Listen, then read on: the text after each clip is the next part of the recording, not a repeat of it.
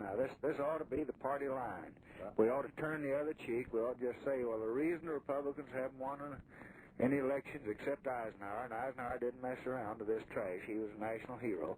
But the reason they haven't won since Hoover is because they spent all the time on Roosevelt's boy, Jimmy, and on his dog. Yeah.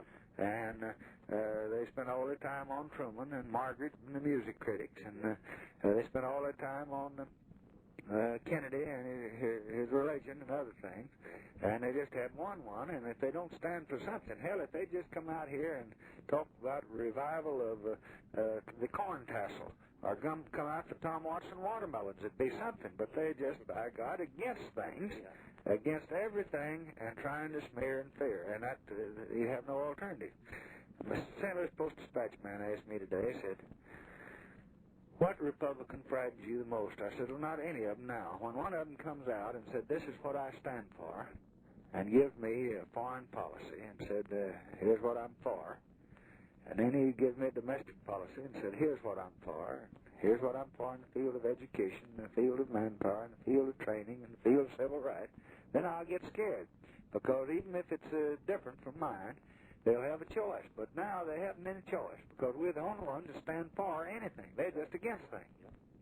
Well, I think we can rack these boys. I've had talk with some of our senators back here about our plans on this tax bill, and we'll dominate this. We'll dominate the weekend, and that's the important thing. I thought that we get a good start with Thursday, Friday, Saturday. We'll have enough stuff here to really have control of the news items. You tell people like Gail McGee and Frank Moss and others that we're really going to help. Yes, just say, now, damn it, boys, you get here and get your speech and ask some questions here and get your name in the paper here, and every damn one of them ought to take your line. And what we are, we're for war on poverty. We're for economic growth. We're for world peace. We're for security. We're for Medicare. We're for human dignity. We're for human rights. Now, this is what we stand for. A government of strength, a government that's solvent, and a government that's compassionate. Yes, sir. And it just makes these guys look silly. Yes, sir. Okay, I just wanted to congratulate you. I was reading it. It's the best thing I'd seen all day. God damn it, I had Indonesia, and I had Panama, and I had Cyprus, and they're coming in tonight, 7:30. The British trying to shove us in there overnight. And I guess we got to go, but I'm trying my damnedest to get the Turks to agree not to invade so we can hold off another day or two. I hope so.